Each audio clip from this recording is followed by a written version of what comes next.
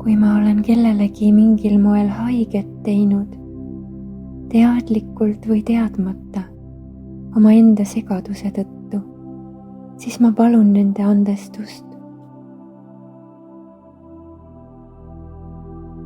Kui keegi on mulle mingil moel haiget teinud, teadlikult või teadmata, omaenda segaduse tõttu, siis ma andestan neile.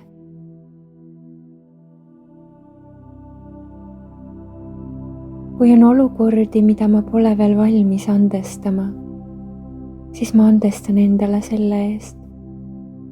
Kõigi nende viiside eest, kuidas ma olen endale haiget teinud, enda väärtust eiranud, endas kahelnud, enda alavääristanud, hinnanud või olnud endaga lahkuseta omaenda segaduse tõttu, ma andestan endale.